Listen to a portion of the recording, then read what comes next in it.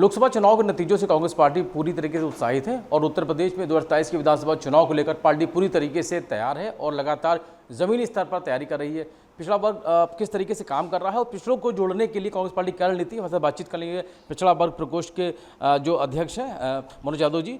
किस तरीके से आप भागीदारी न्याय आंदोलन चलाने जा रहे हैं और क्या कुछ मकसद है इसका और क्या कैसे जोड़ेंगे लोगों को? देखिए 14 जून को हम लोग पार्टी कार्यालय पे भागीदारी न्याय सम्मेलन रखे हैं, जिसमें प्रदेश भर से पिछड़े वर्ग के हमारे जो नेता हैं, पार्टी के कार्यकर्ता हैं, वो सब भागीदार होंगे। साथ ही हमारे राष्ट्रीय अध्यक्ष अनिल जय हिंद जी भी आ रहे हैं, प्रदेश अध्यक्ष जी भी रहेंगे, हमारे प्रभारी जी भी रहेंगे, राष्ट्रीय सचिव प्रभारी भी रहेंगे। तो हम लोगों का एक 14 जून से लेकर और 15 जुलाई तक एक मेगा अभियान हम लोग चला रहे हैं, जिसके माध्यम से उसमें भागीदारी न्याय सम्मेलन प्रत्येक ज़िले में हम लोग करेंगे। 1 से लेकर 15 तक जो जुलाई का महीना है, उसमें हम लोग, चूँकि एडमिशन का महीना होता है, छात्र नए आते हैं विश्वविद्यालयों में, तो उनके बीच में हम लोग भागीदारी न्याय पर चर्चा करेंगे और उनको पार्टी से जोड़ने के लिए हम प्रयास करेंगे। साथ ही हम लोगों ने और भी कार्यक्रम जो हमारे आयोजित होने वाले हैं, उसको हम लोग 1 महीने में करेंगे और संगठन का विस्तार करेंगे।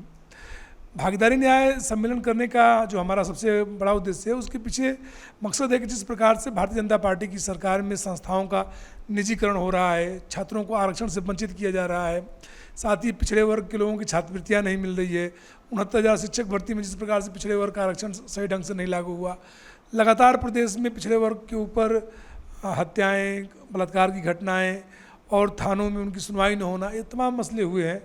इसलिए हम लोग एक व्यापक रणनीति के तहत इस पर काम कर रहे हैं और पूरे प्रदेश में ये अभियान चलाएंगे।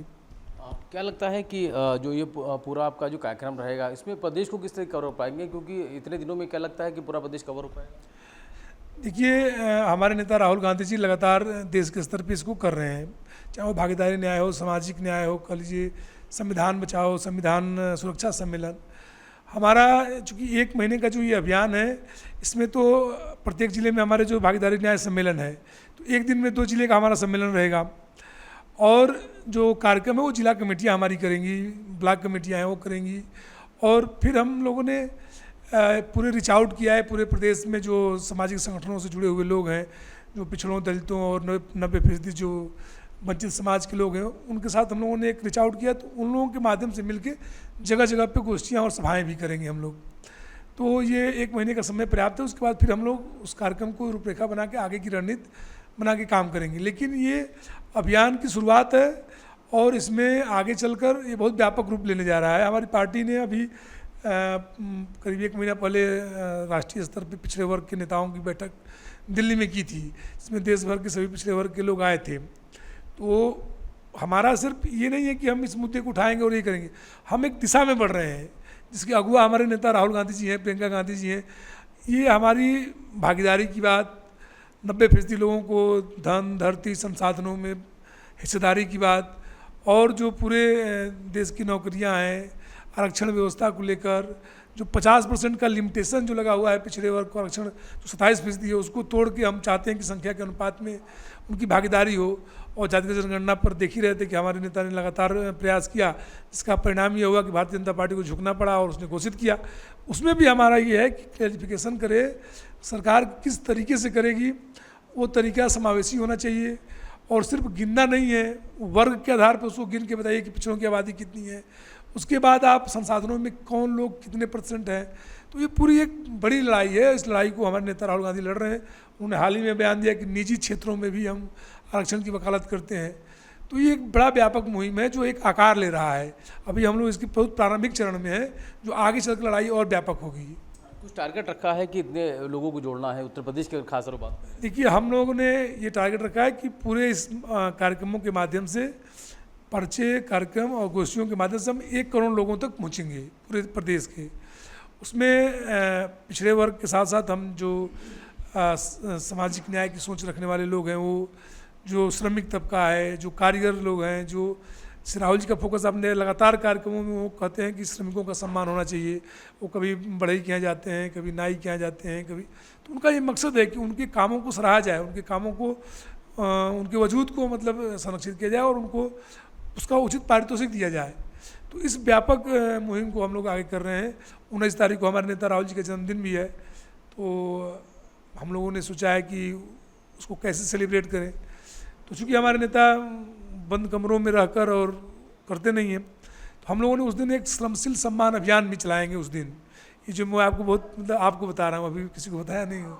तो वो श्रमशील अभियान के माध्यम से हमारा ये है कि जितने भी लेबर चौराहे हमारे प्रदेश में हैं, उन लेबर चौराहों पे हम लोग उनको श्रमिक लोगों को के साथ केक काटेंगे और उनको दोशाला और पुष्प देके उनको हम सम्मानित करेंगे।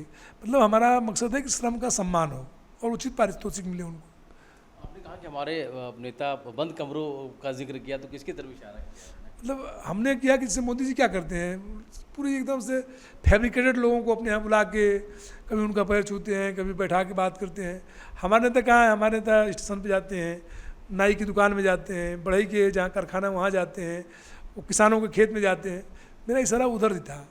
तो स्वाभाविक तौर पे जो इस देश में राहुल जी के बयानों से भी आप देखिए, वो क्या कहते हैं कि ये हमारा राजनीतिक विषय नहीं है, ये हमारे जीवन का लक्ष्य है कि जो 90% बहुजन आवाम है, जो वंचित है, जो हाशिए पे है, जो गरीब है, जो दमित है, जो दलित है, उसको हम मुख्य धारा में लाएँ, उसको अपलिफ्ट करें, उसके जीवन में एक उजाला लाएँ, उनके चेहरे पे मुस्कान लाएँ। तो ये एक हम व्यापक रणनीति के तहत है। राहुल गांधी जी, जो मेरा ये मानना है कि लंबे समय के बाद हिंदुस्तान में एक ऐसा नेता उभर रहा है जिसने आम आदमी की जो दुश्वारियाँ हैं, जो आम आदमी की दिक्कतें हैं, उस पर ये काम कर रहे हैं। अंतिम सवाल ये है कि कौन कौन बड़े चेहरे रहेंगे इस पूरे आयोजन के दौरान? देखिए, इसमें हम सबसे पहले तो जो हमारे राष्ट्रीय पिछड़ा वर्ग विभाग के जो अध्यक्ष हैं अनिल जैन जी, और हमारे प्रदेश अध्यक्ष रहेंगे, हमारे जो प्रभारी जी हैं राष्ट्रीय अविनाश पांडे जी, वो रहेंगे। हमारे जितने भी राष्ट्रीय सचिव हैं, धीरज गुजर जी हैं, प्रदीप नरवाल जी हैं, और जो भी लोग वो रहेंगे। प्रदेश स्तर के प्रदेश के हमारे जितने पूर्व एमपी हैं, पूर्व विधायक हैं, वर्तमान विधायक हैं, वर्तमान एमपी, वो रहेंगे। हमारे ओबीसी विभाग के जितने नेता हैं सब वो रहेंगे। साथ ही हम लोगों ने कुछ जो सामाजिक संगठनों के लोग हैं उनको भी बुलाया है।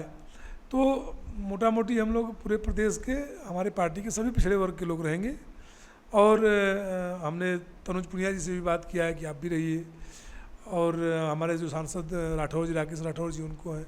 हमारे बगल में आदरणीय विधायक जी बैठे हुए हैं मसूद साहब, आपसे भी मैंने निवेदन किया कि आप भी रहिए हमारे विशिष्ट अतिथि के तौर पर। इस तरह से जो भी इस लड़ाई में है, जो हमारे नेता सब रहेंगे इसमें, और एक व्यापक मतलब ये कार्यक्रम रहेगा। धन्यवाद मनोज यादव जी हैं। और निश्चित तौर पर कांग्रेस पार्टी की अगर बात करें तो कांग्रेस पार्टी अब बदली हुई पार्टी नजर आ रही है। वजह है कि लोकसभा चुनाव के बाद जो नतीजे हैं, उन नतीजों के बाद राहुल गांधी हो या प्रियंका गांधी हो या संगठन के लोग हैं, वो लगातार बैठकें कर रहे हैं, अलग अलग प्रकोष्ठ का कार्यक्रम चल रहा है। और सबसे बड़ी बात यह है कि सबके पास अपना टारगेट है। पिछड़ा वर्ग की अगर हम जिस तरीके से बात सुन रहे थे, 1 करोड़ लोगों को टारगेट किया गया है, यानी कि उत्तर प्रदेश में इस तरीके से लगातार काम किया जा रहा है। यानी कि समाजवादी पार्टी जहाँ पीडीएफ फार्मूले के साथ काम कर रही है, वहीं अलग अलग प्रकोष्ठ के साथ कांग्रेस पार्टी अपनी तैयारी कर रही है, ताकि आने वाले समय में 2027 जब विधानसभा चुनाव हो तो उसमें पार्टी को इसका फायदा मिल सके। तो वीरेंद्र के साथ रवि कुमार, इंडिया लखनऊ।